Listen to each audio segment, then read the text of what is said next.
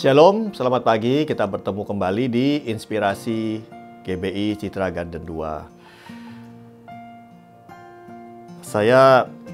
Yang akan saya sampaikan pada pagi hari ini adalah tentang bagaimana kita bisa mengecap dan kita bisa melihat kebaikan Tuhan dalam hidup kita. Saya baru mencicipi yang namanya buah manggis itu saat saya udah berumur 30 lebih lah gitu ya. Tahu nggak saya buah manggis?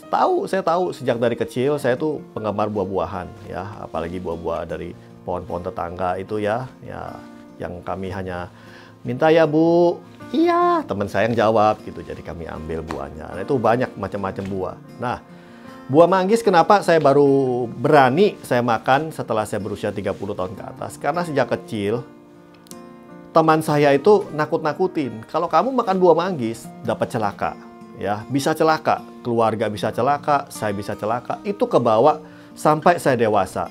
Nah, tapi waktu saya sudah dewasa, saya nggak mau makan bukan karena saya termakan provokatif dari teman saya itu, tapi karena memang saya lihat orang makan, ya udahlah, kalau ada buah lain saya ambil buah yang lain. Nah, tapi saat saya melihat orang-orang itu sedang mengunyah buah manggis itu, kayak ada perasaan gimana gitu ya. Saya juga pengen nyoba gitu. Tapi karena sudah sekian lama saya nggak makan, akhirnya ya sambil lalu aja begitu. Saya tetap ambil buah yang lain. Hingga satu ketika, ya akhirnya saya beranikan diri untuk makan buah manggis. Saat saya pertama kali makan buah manggis, wah, yang ada di pikiran saya gini, kenapa nggak dari dulu ya? Kok baru harus nunggu 30 tahun lebih baru saya makan yang namanya buah manggis? Ternyata rasanya enak. Ada kecutnya, ada manisnya gitu ya. Banyak airnya, bisa membuat kita yang haus, bisa hilang hausnya. Itu yang saya rasakan. Tapi sebelumnya, saya hanya tahu rasa buah manggis dengan meraba-raba, oh ini saat orang merem, oh ini ada kecutnya gitu ya. Oh saat orang sedang seger gitu, oh ini berarti ada airnya, ada manisnya, seperti itu. Demikian juga dalam kehidupan kita, kehidupan rohani kita. Di dalam Mazmur 34 ayat yang ke-8 dikatakan, kecaplah dan lihatlah betapa baiknya Tuhan itu. Berbahagialah orang yang berlindung padanya. Jadi, buat Bapak Ibu Saudara sekalian, jangan seperti saya untuk kita bisa tahu, merasakan kebaikan Tuhan. Kita jangan tahu kebaikan Tuhan itu dari orang lain.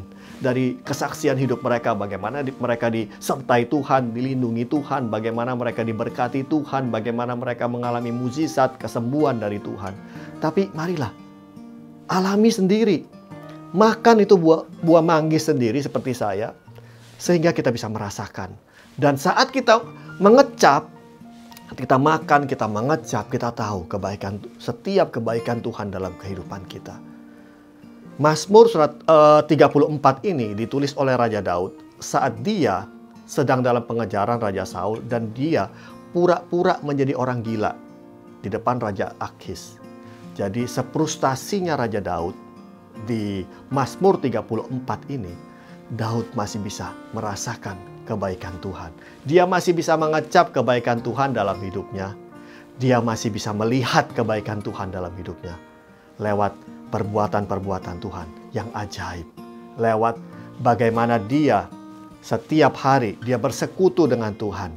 Dia mendapatkan kekuatan yang baru dengan Tuhan. Dia mengalami kuasa Tuhan dalam hidupnya. Bukan kata orang, tetapi dia sendiri pribadi yang mengalami. Jika Bapak Ibu Saudara sekalian pada pagi hari ini sungguh-sungguh rindu untuk mengalami kuasa, mengalami kasih Tuhan, jangan hanya terpaku dengan apa kata orang, tetapi mari kita mau mengalami sendiri. Puji nama Tuhan, selamat pagi, selamat beraktivitas, Tuhan Yesus memberkati. Salam inspirasi.